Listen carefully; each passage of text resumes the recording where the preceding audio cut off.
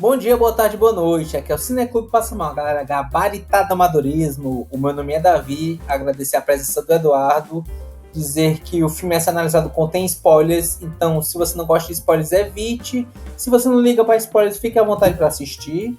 Dizer que o filme, não a análise, ele pode conter cenas ou situações de gatilho, então pede-se a moderação de algumas pessoas que possam ser sensíveis ao conteúdo do filme, certo? E dizer também a todo mundo que nos acompanha nossas redes sociais, no Instagram, YouTube, inscreva-se no canal, ative o sininho, curta, compartilhe, comente, acompanhe nossos podcasts, Spotify, Amazon Music, Google Podcast.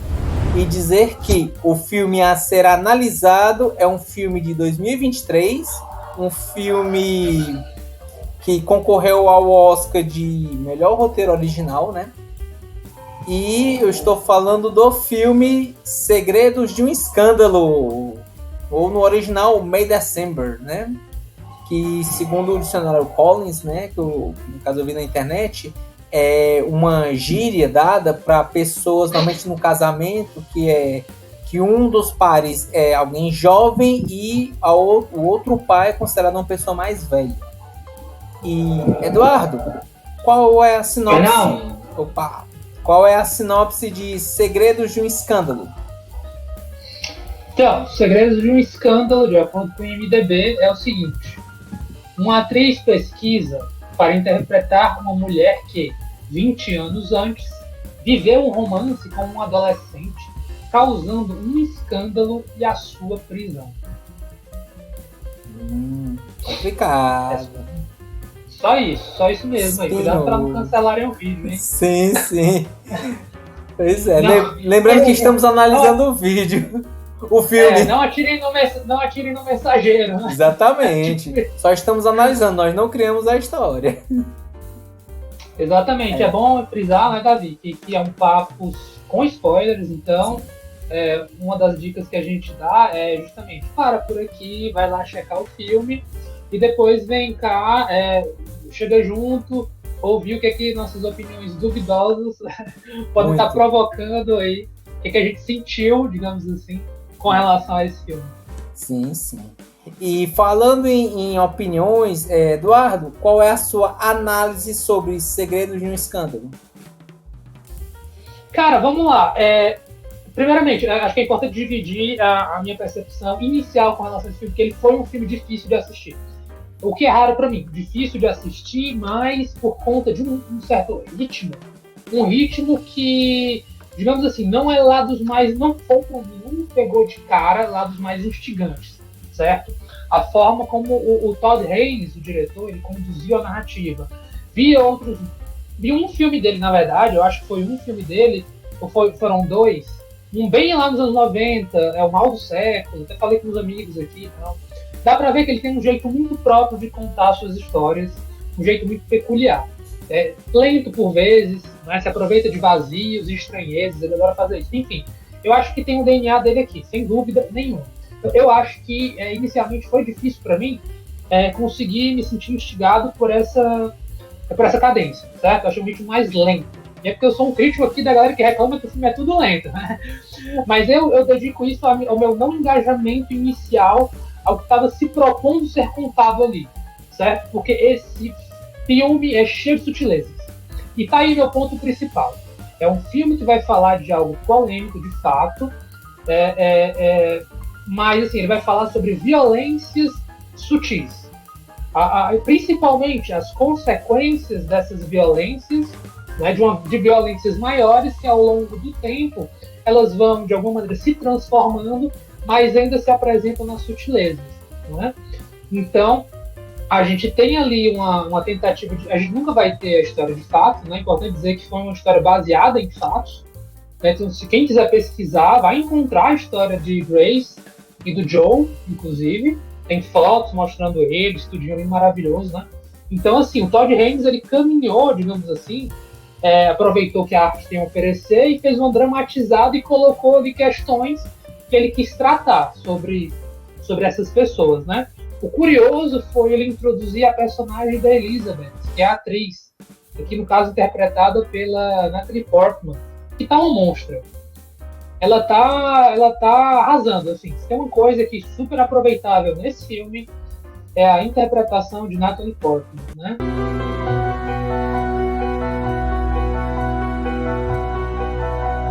Eu já acho que a menina, a Moore, né? A Julianne Moore, ela já é monstro, assim, já provou, não tem nada mais pra provar pra ninguém, não, certo? Então, duas praticamente monstros da atuação. Eu acho que se depararam com textos complexos e tiveram que entregar, né? Então, vamos lá. É um filme que trabalha... Vou abordar, acho que a gente vai abordar mais essas violências sutis, então eu vou passando aqui pra gente caminhar, né? Eu acho que é interessante porque a Elizabeth, ela é uma figura, ela é uma espécie de coringa, né? Porque ela chega para essa família com a função de que você vai repassar a minha história, né? Vamos torcer para que essa história seja representada de uma maneira, digamos assim, interessante, justa, né? Que as partes sejam respeitadas e que principalmente ela consiga entender como é que funciona a dinâmica desse casal. Um casal tão, pelo menos assim, um casal, um relacionamento de alguém tão jovem, né? Ele tinha o quê? Lembra comigo, cara? 14 anos, 12? Por volta disso, agora. Acho que sim. O editor 12, vai colocar no... Eu diria que é algo entre 12 ou 14 anos, eles tiveram uma relação sexual.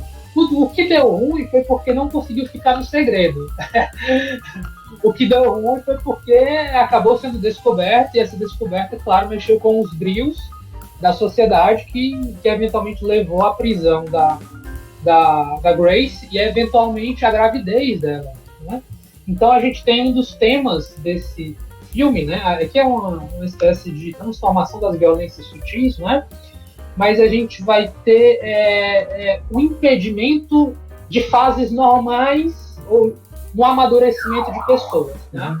Eduardo, acho que também é interessante frisar que essa questão do deu ruim, só o fato de ter essa relação já com uma pessoa menor de idade já deu ruim, né? O segundo deu ruim foi ser descoberto, mas o primeiro deu ruim já foi da relação em si. Eu prefiro encarar porque a gente tá falando sobre sexualidade, né? Certo. Eu prefiro encarar isso de uma maneira mais, ok, vamos tentar deixar um pouco da hipocrisia de lado, né? Foi inclusive o que nós conversamos na reunião de todo o pessoal, né? No Brasil profundo, estou falando aqui de Brasil, isso é normalizado. E historicamente normalizado. A diferença é que foi uma mulher mais velha seduzindo um garoto. Mas, né? Eduardo, você concorda que mesmo sendo naturalizado, isso não é do ponto de vista... Eu não estou dizendo do ponto de vista moral enquanto sociedade. Estou dando do ponto de vista ético. Você não acha que isso aí já é errado? Até pela questão da própria lei, sim. Até moralmente falando. Não, por outras lentes, não precisa ser só ética não, mas por outras e variadas lentes, é erradíssimo. Né? E assim, o filme quer conversar sobre isso.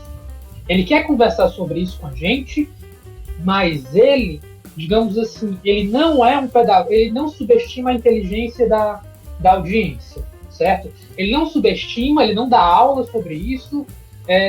Assim, quem faz o agente caótico, o agente instigante é a Elizabeth. A Elizabeth, a gente não consegue, ela é um enigma. A gente não consegue muito bem entender como ela vai se posicionar dentro daquela família, né? Então ela é aquela pulga atrás da orelha. Afinal de contas, o que ela quer aqui? De que lado ela está? O que ela pensa sobre a Grace e o que acontece? Porque no primeiro momento, aí que tá a história da violência sutil, né? Não há uma animosidade explícita, mas a gente vai descobrindo que a Grace, ela é como que um porco-espinho, né? Quando você vai chegando mais perto, você sente a ferroada, né? Assim, para quem tá de fora do núcleo dela. E a gente vai descobrindo uma pessoa que é possessiva e uma pessoa que quer ter o controle de uma diversidade de coisas, inclusive um controle profundo do seu marido, que ainda é jovem, né? Ele tem menos de 30 anos, eu acho, tem 30 e tantos anos, já tem 3 filhos praticamente, né? Mas o cara ainda é novo, ele praticamente pode ser confundido com os filhos, inclusive, né? Tal hora a cinematografia dá um cacoete na gente e quase causa uma confusão se você estiver por fora do contexto, a ponto de pensar, não, esse bicho daí é o filho mais velho. Até porque e aí é um debate do filme, né? Naturalmente, um debate sobre esse impedimento do amadurecimento do Joe. Tá aí um tópico interessantíssimo, entendeu?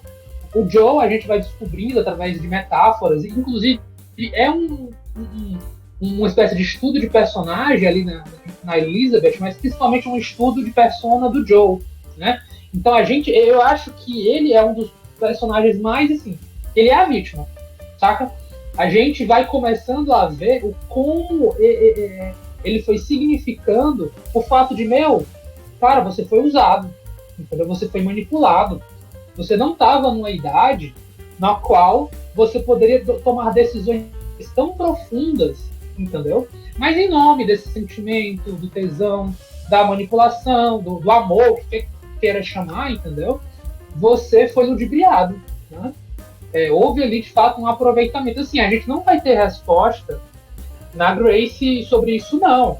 A Grace, ela simplesmente, como até o texto do filme coloca, ela está em profunda negação e o argumento de nós nos amamos, ele é praticamente uma espécie de espantalho, entendeu? Que é quase como se fosse um muro que ela coloca, assim, para não dar-se conta de que não foi lá tão legal, não foi lá tão bacana, não, né? Até porque aparece aquele argumento do tipo, nossa, você precisava ver, ele era tão maduro para a idade dele, tão maduro, você não podia dizer que aquele garoto tinha só 12, 13 anos, que seja, né? Então, tem essa coisa da hipocrisia, das violências sutis, da manipulação, né?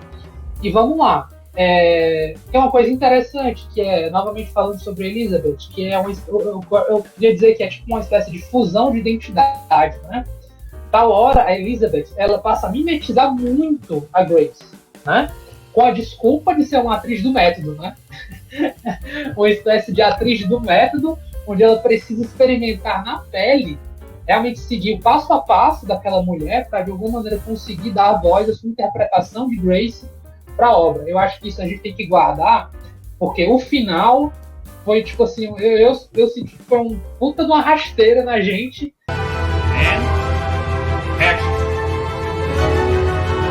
E na trama toda. Não sei se o Davi vai abordar isso, mas ao final da minha perspectiva eu vou colocar, né? Então, assim, ela chega... quase... Eu não vi Persona do Bergman, mas, tal hora, eu senti o espírito de Persona ali, entendeu? Quando duas mulheres começam, principalmente por conta de uma, mas querendo se transformar naquela outra mulher, né?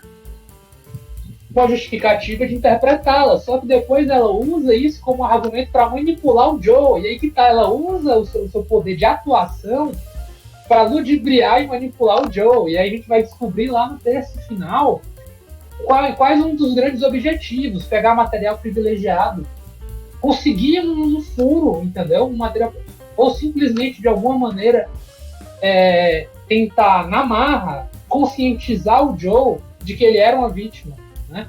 Eu acho que um dos momentos mais marcantes, assim, são dois, né? Que lidam com sexo, inclusive, né? Que é as brincadeiras sexuais, a dinâmica sexual do Joe com Grace, né? É meio estranha, é meio como se fosse um filho, assim, entendeu? Sabe? Ela fica chantageando, olha, você fez aquilo, logo não vamos transar, entendeu? Sabe? E fica aquela dinâmica de manipulação claramente, né? Tóxica.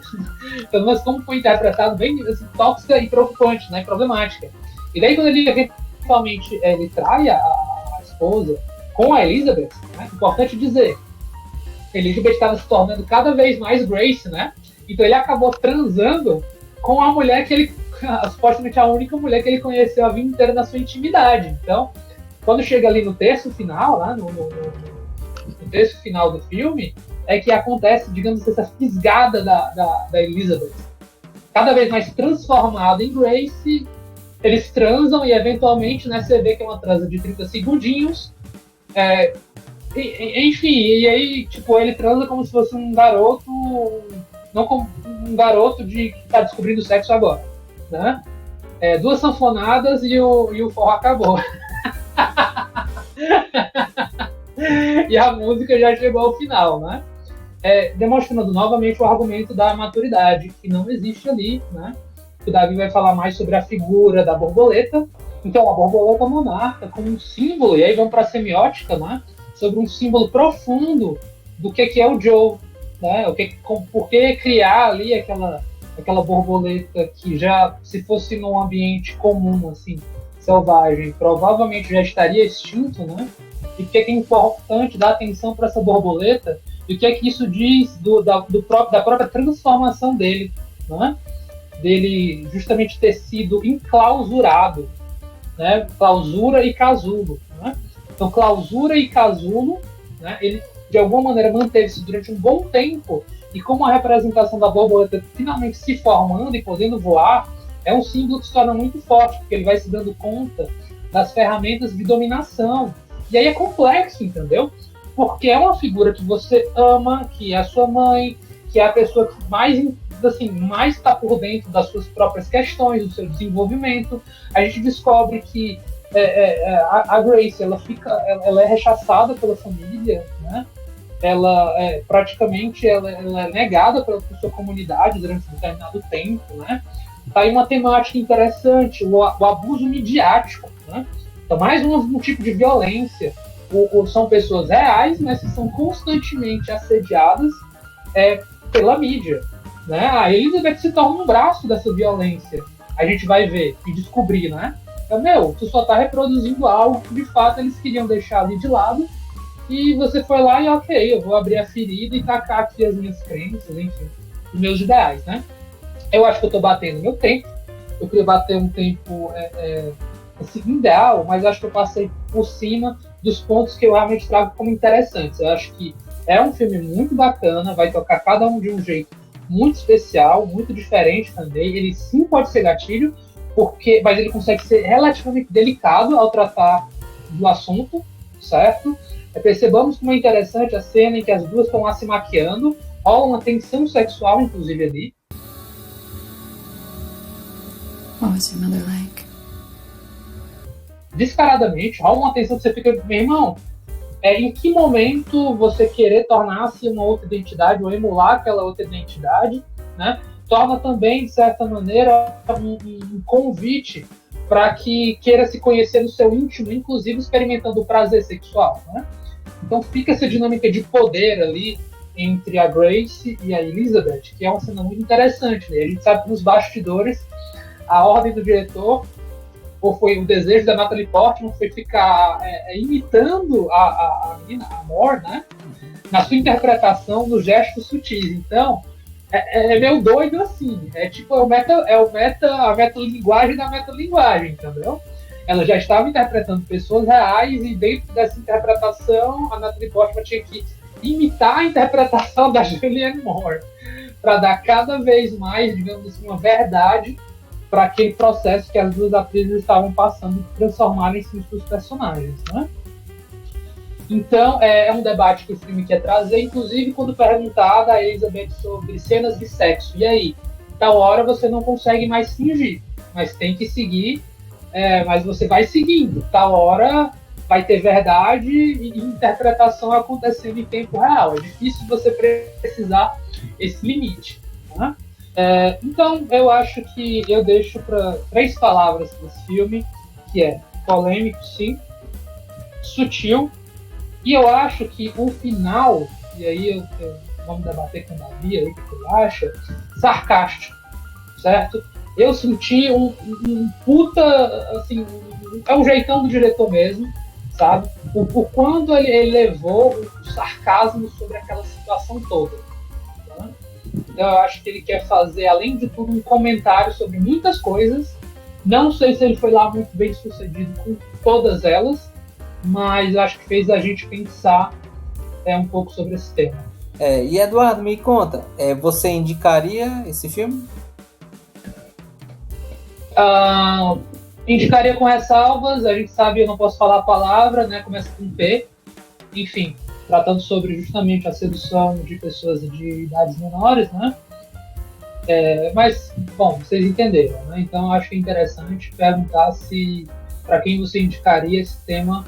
Não é um tema que lhe dói, de alguma forma, né? Eu acho que para as mulheres é algo que pode ser muito tocante, inclusive, nesse assunto, né? Mas principalmente pessoas que se veem em condições similares a que o Joe também se encontrou, né? Certo. Então é isso, indicação com ressalvas. Eduardo, e faltou a nota, Eduardo. Qual a nota que você daria para esse filme? Olha, pra mim esse filme é nota 7, tá? Certo. Ele é interessante, mas não me empolgou a ponto de ser algo além disso. Então, Eduardo, vamos trazer a pergunta lúdica, certo? Digamos que você é um ator do método, mas você é você. Então, me conta, até que ponto você acha que é sadio a utilização do método? Então, o bacana é justamente esse, porque o método não é pra ser sadio, entendeu? O método tá se lixando sobre salubridade. Eu acho que é problemático, ao mesmo assim, é problemático porque você pode ter pessoas que se entregam ao método e acabam fusionando aquelas identidades e talvez não consigam voltar daquilo e gerem uma série de transtornos que a gente sabe que tem esses bastidores de Hollywood falando de pessoas que não saem dos seus personagens enquanto estão nas gravações, até levam um pouquinho para sua vida. E a gente tem até a história de o quê? Interpretei aquele personagem e não voltei legal. Precisei de 6 meses indo pra sabe-se lá onde, fazendo lá o que? Terapia, viajando, sabe? Fazendo método dos outros para conseguir sair daquele personagem, justamente por conta dessa alta, digamos assim, dessa alta performance que se busca no mundo. Então, é sobre isso. Direito dos atores aí, cuidado com o método, entendeu? Mas ainda bem que ele existe, porque aqui e lá acabam havendo ótimas interpretações. Sim, sim. Sim, mas Davi, vamos lá. Segredo de um escândalo, cara. Falei bastante, mas eu queria agora te ouvir. O que você... vamos conversar. O que você achou do filme? Pronto, né? Sobre Segredo de Escândalo, né? May December, filme de 2023. É um filme de 1 hora e 57 minutos. E detalhe, se você procurar... Não precisava disso tudo, não. Não precisava. Dava pra tirar assim mais ou menos 1 hora e 52 minutos de filme, deixa um curta de 5 minutos e pronto. Tema, filme, olha, enfim. Plot twist, eu não lembrava que o Davi não tinha curtido muito, não. Agora todas as pessoas sabem dessa gravação. Vamos lá, né? Detalhe, se você fizer uma pesquisa rápida para ver o gênero desse filme, ele tá como romance / comédia, né? Palhaçada isso daí. Pois é. Palhaçada. Uma comédia, no mínimo, assim, esquisita, vamos dizer assim, mas é uma toada que você pode trazer em cima do filme, que pode talvez levar a pontos de comédia, exatamente a sonoridade que é feita no filme, e eu vou trazer isso enquanto uma das cenas de destaque, certo? Mas vamos lá, trazendo sobre atores e atrizes, né? Eduardo já abordou alguns, vamos dizer, os 3 principais que aparecem mais no filme, certo? A Natalie Portman, né? Que ela faz a Elizabeth Berry, né? A atriz que utiliza o método, que vai abordar, porque vão fazer uma história da vida da Grace e do Joe, certo? A Natalie Portman, ela é uma atriz já também assim, conceituada, oscarizada, né? Ganhou o Oscar de melhor atriz pelo filme Cisne Negro. Quanto a Julianne Moore, ela faz que trabalha um pouquinho dessa questão de uma perca de identidade, ou pelo menos assim, ela estava fusionada com a mãe, né? Naquele momento inicial, e daí ela começa a entrar em parafuso porque ela se torna um cisne negro, né? Então tá aí de novo essa temática. Sim. De identidades fusionadas, transformações, né? Sim, sim. Pode crer. E a Julianne Moore, né, que ela faz a Grace Atherton, né? Atherton. E no caso, ela também é uma atriz, a Julianne Moore é uma atriz oscarizada, né? Ela ganhou melhor atriz por Para Sempre Alice, né? Still Alice. Ganhou em 2015, relacionado ao filme de 2014, certo? E o Charles Melton... Que é um filme que trabalha com Alzheimer. Exatamente. É uma personagem que ela acaba descobre as fases iniciais de Alzheimer e de como ela vai lidar com essa situação. E a questão do Charles Melton, né? Ele é atualmente mais conhecido por ter interpretado o Reggie na série de televisão Riverdale, certo? É uma atriz que possivelmente foi colocado, né? Querendo alçar. É um filme assim, como o Eduardo já abordou, né? Um filme com temática polêmica, mas também eu acho que o diretor ele conseguiu conciliar isso de uma forma mais sutil, mais leve, devido ao tema, né? Tema esse, inclusive, que dado a essa situação, né? De abuso ou suposto abuso. No caso, o que é que eu estou dizendo do suposto abuso? É porque, no caso, a gente tem um tema parecido com esse, que inclusive teve um debate no nosso canal, que é a caça. Só que qual é a diferença? Enquanto a caça, né, que é do Thomas Vinterberg, que trouxe o Mads Mikkelsen pelos holofotes de Hollywood, né? Enquanto o Mads Mikkelsen ele é a vítima por um suposto abuso que não ocorreu, isso é abordado no filme, o do Segredos de um Escândalo ocorreu, certo? Inclusive, esse filme, essa história, né, a história real qual impulsionou, era de duas pessoas, né? A Mary Kay Letourneau, que na época tinha 35 anos, e o Willy Foalau, que tinha 13 anos. Né? No caso, era um professor e aluno. O caso ele veio à tona em 1997, certo? Essa situação em que iam fazer um filme que ia abordar novamente, isso aí já entra na parte da ficção. Mas a inspiração do qual veio o fato é exatamente desse ponto, né? E eu também gosto de abordar as minhas referências, né? Isso aí eu vi de um canal chamado Bilheterama, um canal que eu achei bem interessante e estou trazendo à tona também, porque eu acho interessante citar fontes, certo? Dado o tema também polêmico, né, eu vou trazer uma notícia de utilidade pública, certo? Que no caso é o Disque 100, certo? Porque o Disque 100 ele recebe, encaminha e monitora denúncias de violência contra crianças e adolescentes. Esse serviço atende de qualquer parte do Brasil. A ligação é gratuita, anônima e com atendimento 24 horas, certo? Todos os dias da semana. Então, serviço de utilidade pública, no caso, se ocorreu algum fato relacionado ou parecido bem com o filme que a gente está abordando, tá aí o número para você fazer a denúncia, certo? E é sempre importante a gente trazer essa à tona, né? essa questão da numeração, para que as pessoas utilizem os devidos meios legais, né? Para poder resguardar, né, se proteger e principalmente proteger essa questão da violência, né, contra crianças e adolescentes, certo? Trazendo essa serviço de utilidade pública e voltando novamente para o filme, certo? Eu digo que a respeito do filme, essa abordagem, um dos pontos também que eu acho que foi um divisor de águas para muitas pessoas foi a questão da sonoridade, né? A música principal que foi colocada, que incomodou para muita gente. Particularmente para mim não me incomodou. O que é que me incomodou? Algo que o Eduardo e muita gente já conhece, que eu não sou um fã muito de um filme lento, certo? E esse filme já... Se o Eduardo ele se incomodou com o fato do filme ser lento, ele é do time que ele sabe que o filme lento tem toda uma espera, imagine eu que me incomodo com o filme lento, né? Então, eu preciso... Eu consegui ficar mais instigado pelos Dias Perfeitos do que pelos Segredos de Escândalo. Eu fiquei assustado com isso, né? Fazendo aqui eu rememorando, que é um filme lento, onde nada acontece, todo aquele papo, e né? Que a gente posteriormente vai ter uma análise desse filme, e eu já dou spoiler de que eu gostei muito de Dias Perfeitos.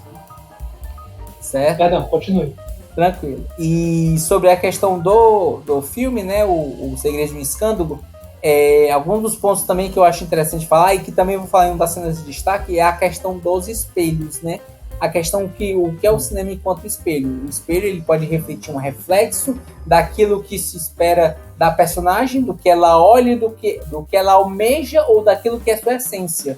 E quando você bota uma segunda personagem, o espelho ele pode refletir também o quê? Aquilo que ela almeja ser. Is that funny? Aquilo que ela tenta replicar, o que ela tenta mimetizar. Como o Eduardo disse, essa questão do Ingmar Bergman, né, do filme Persona, né?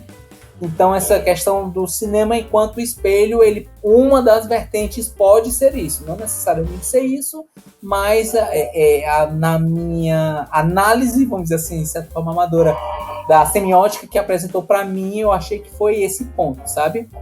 E trazendo sobre cenas de destaque sobre o filme, eu trago, por exemplo, a cena da Julianne Moore, né, com a música principal do filme, que tem aquele zoom, tem aquela música, e de repente há uma quebra de expectativa, né, quando ela olha para a geladeira e diz, está faltando algo.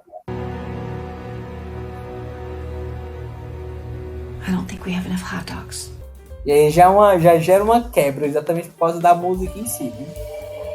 É uma música, de certa forma, assim, ela transita entre pelo menos para mim, entre o sereno e o tenso, vamos dizer assim.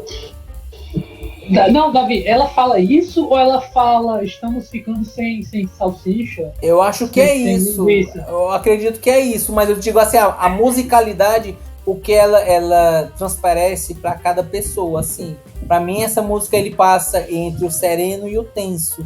E essa questão do zoom é exatamente nisso, que vai entre o sereno, o tenso, e aí na hora que dá o zoom, você espera algo importante, um close-up, né? Os close-ups, né? Os focos, há uma quebra de expectativa, porque você espera algo importante que não é tanto. Aquela como é que se diz? O jeito da música me lembrou, tipo músicas ali dos anos 70, né? Uma coisa meio, como é que chama lá, o do Laranja Mecânica, uma coisa mais antiga assim, né? Sim. Na verdade, me lembrou, inclusive, até o jeitão sinistro do Twin Peaks, né? Twin Peaks, quem conhece a abertura sabe, e tem lá umas musiquinhas que ele colocava. Então eu acho que o jeito do Todd Haynes, a escolha musical também, né? Parece que ele tava pegando... É engraçado isso, né? Porque ele quis fazer suspense, só que aí ele foi lá e se perverteu e... eu vou aqui fazer um suspense em cima de algo que, não é tão surpreendente assim, entendeu? Não é algo tão... nossa, tipo assim... Aí eu fico me perguntando, Davi. Isso daí é porque o cara é visionário, o cara tá querendo ensinar um pouquinho também da gente... Como ler, assim, foi por isso que eu coloquei lá nas minhas 3 palavras sobre o sarcasmo, saca? Por exemplo, nisso, nessa escolha de fazer, nossa, vai ser uma grande descoberta, entendeu? Poxa, vem um grande segredo aí, ou um troço que vai te surpreender aí. Não, tá faltando, vamos precisar de mais ingredientes pro churrasco. Tudo bem que esse toquezinho ele vai aparecer em outros momentos, e aí nos outros momentos, inclusive de maneira diferente, né, Davi? Eu acho que ele vai num ritmozinho, ele vai mudando um pouquinho a velocidade da música para estar sempre tocando como se fosse... Aí que eu acho que ele consegue dar o ritmo de suspense, assim, no ar, entendeu? De que tem alguma coisa nas entrelinhas que não é para você se sentir confortável, não. Pelo contrário, porque o tema não é confortável.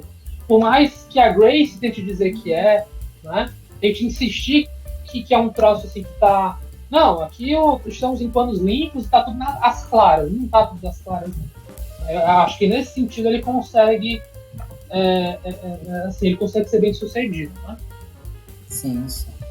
Uma outra cena que eu posso trazer é essa questão da borboleta monarca, né? E a borboleta monarca eu acho que ele traz até enquanto o pessoal chama de teoria da conspiração, porque é o seguinte, a borboleta monarca é o quê? Realmente ela vê essa questão do casulo, ela nasce, ela tem o relacionamento tem o relacionamento, né? Reproduz e morre. Então, desde que ela nasceu, ela tem toda uma cadência de que, vamos dizer assim, ela tem um início, meio e fim, como se fosse já predestinado. E para algumas teorias da conspiração, isso às vezes é um símbolo, né? De que é lavagem cerebral. Lavagem cerebral é através de manipulação envolvendo relações íntimas, certo?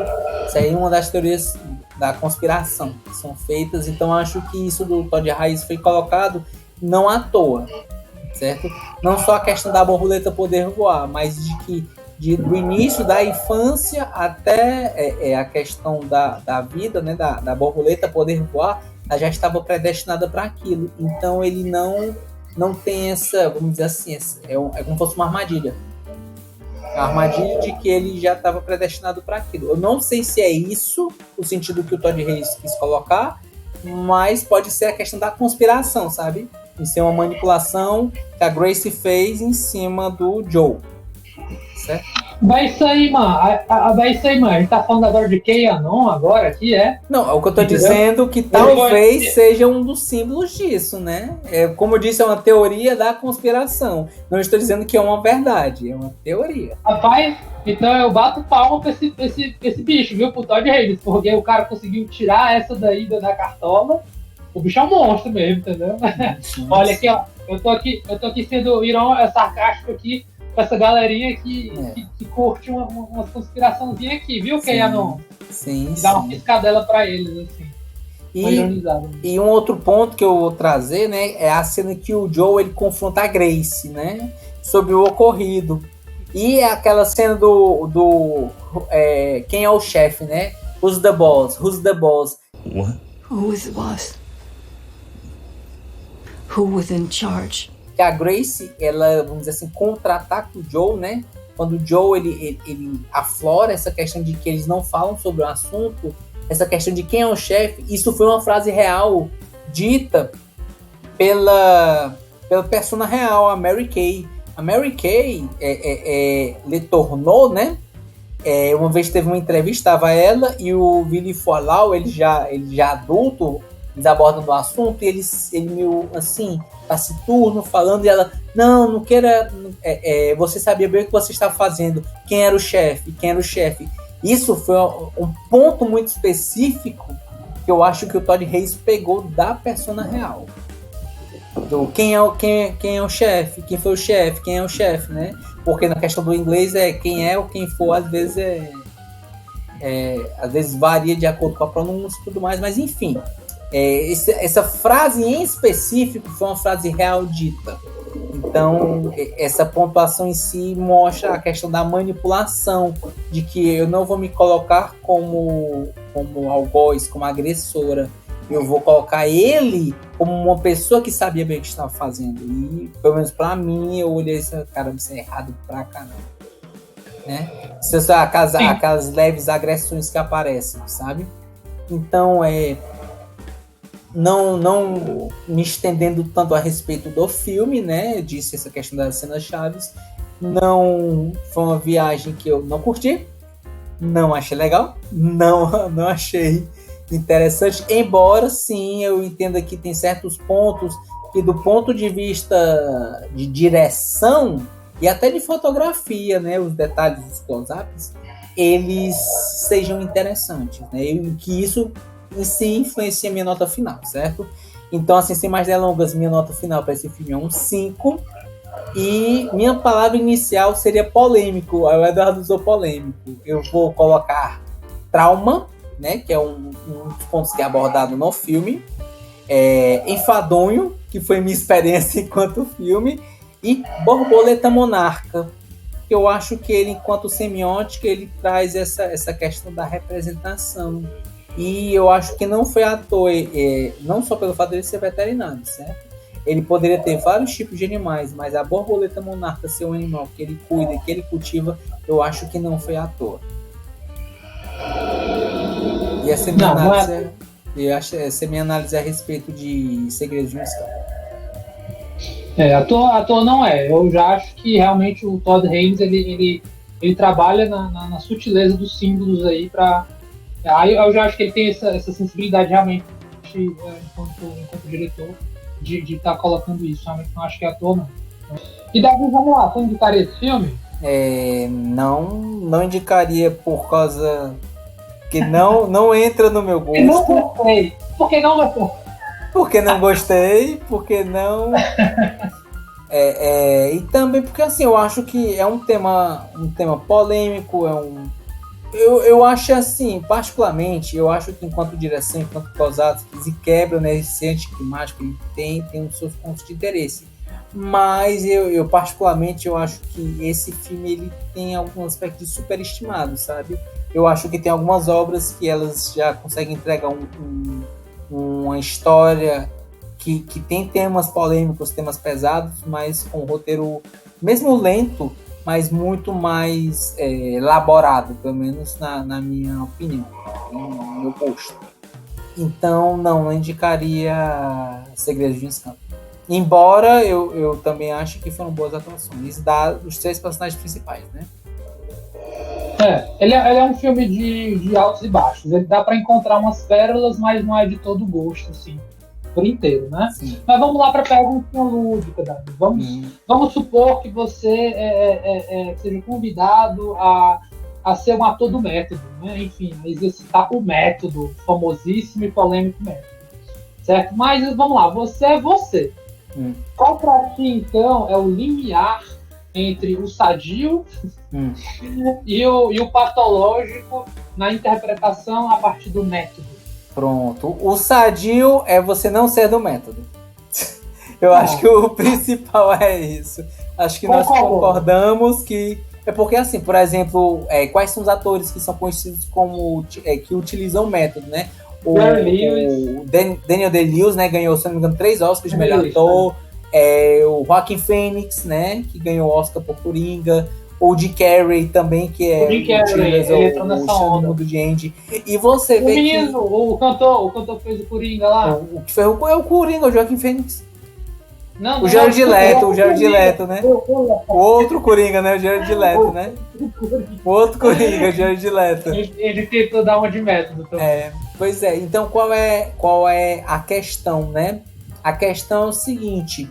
Se eu não me engano, o próprio ator que faleceu, né? Que ele fez o Coringa no Dark Knight, não foi? Que ele ganhou o Oscar póstumo. Ele tentou trabalhar um pouco no método para esse personagem específico e dizem que isso também causou danos a ele, né? Porque isso, como você mesmo disse... O Heath Ledger. Exatamente. O Heath Ledger. Então, assim, é meio que uma perda da sua persona. O quanto você entra e o quanto você perde do seu ser para entrar no outro ser, né? O Daniel Day-Lewis, muita gente não sabe, o primeiro Oscar dele foi por causa de uma persona real, né, baseada em fatos, que é o Meu Pé Esquerdo, que foi uma pessoa que ela teve um problema de saúde e aí ela pintava quadros somente com o pé esquerdo. E para isso ele ficava numa posição desconfortável, ele teve que fazer uma cirurgia depois, né, por questões de saúde. Então, assim, muitas vezes quando o ator do método ele é levado quase à exaustão, em muitos casos, exatamente porque ele introjeta tanto aquele personagem, ele tenta entregar aquilo. Então, assim, causa grandes danos em boa parte desses atores, esses atores conceituados, e em alguns casos trazem lacunas, traumas e mágoas antigas dessas pessoas, não digo nem desses atores, dessas pessoas, né? Que além de atores, são pessoas também. Então, assim, qual o limiar? O limiar se for usar o menor tempo possível e tente voltar sadio o mais rápido possível para você ser você. E quem é você? Aí já entra várias filosofias, e aí já vai. Né? Para se resolver no divã. Exatamente. Ou seja, método, use com moderação. Exatamente. Terminando a nossa análise, né, nível de curiosidade, no final ficou nível nota 6. Agradecer novamente a presença do Eduardo, dizer que meu nome é Davi, reforço novamente todo mundo que nos acompanha nossas redes sociais, Instagram, YouTube, inscreva-se no canal, ative o sininho, curta, compartilhe, comente, acompanhe nosso podcast, Spotify, Amazon Music, Google Podcast. E Eduardo, para quem teve a pachorra de assistir essa análise até o final, tem que escrever o que nos comentários? Olha, em homenagem a um dos símbolos mais importantes desse filme, escreve aí embaixo Borboleta Monarca, entendeu? Não confundir com Monarca, entendeu? Sim. Cancela aquele miserável, entendeu? Deixa ele lá com o partido M dele lá, entendeu? Não compactuamos com o garoto bicicleta.